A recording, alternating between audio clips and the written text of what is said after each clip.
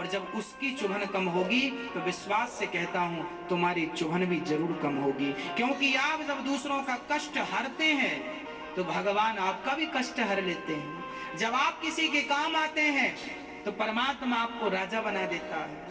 हाँ, इसलिए किसी के काम जो आए उसे इंसान कहते हैं। बोलिए भक्त वत्सल भगवान की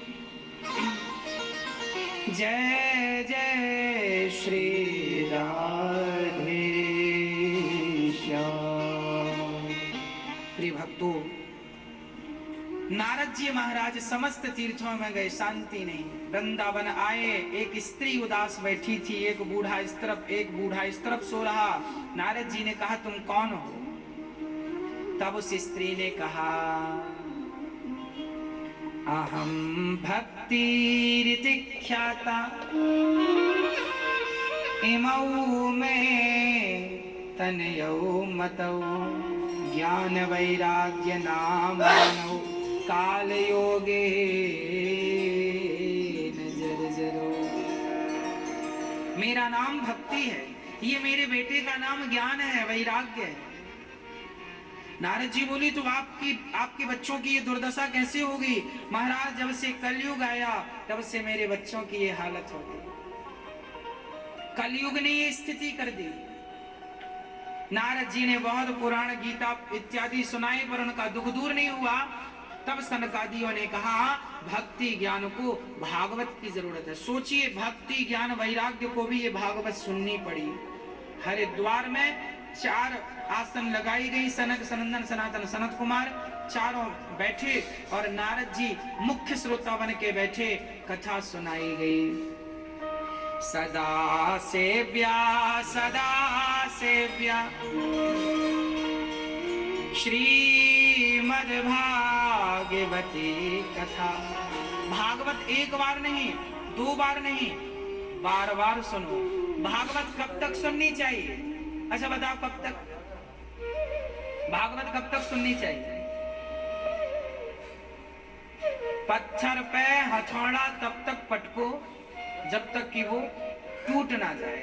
उसी प्रकार भागवत तब तक सुनो जब तक अहंकार की गांठ ना टूट जाए, जब तक क्रोध की गांठ ना टूट जाए, जब तक लोभ की गांठ ना टूट जाए, जब तक अहंकार की गांठ ना खुल जाए, तब तक भागवत सुनो।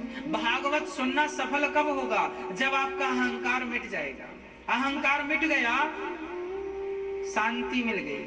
क्रोध मिट गया, शांति मिल गई। लोभ मिट गया, शांति मिल गई। शांति कहाँ है? अहंकार के मिटने में शांति है। क्रोध पर अपने भीतर के गुरूर को, अपने भीतर की बुराइयों को मिटा नहीं पाता, इसलिए परेशान है।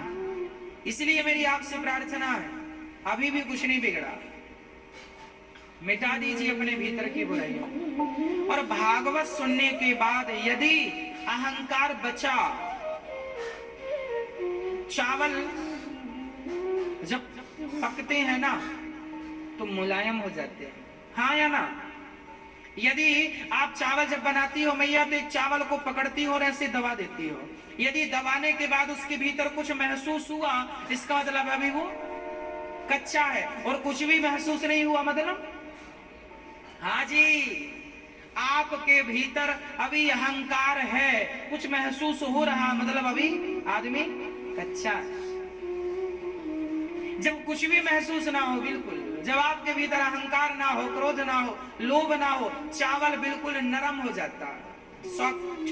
आपका स्वभाव भी शीतल हो जाए, सॉफ्ट, बिल्कुल सरल हो जाए, चावल की तरह बिल्कुल।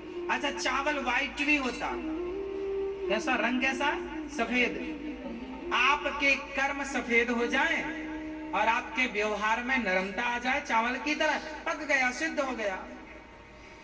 हाँ, भगवान भी, हम भारत में कितने लोग हैं? 135 करोड़।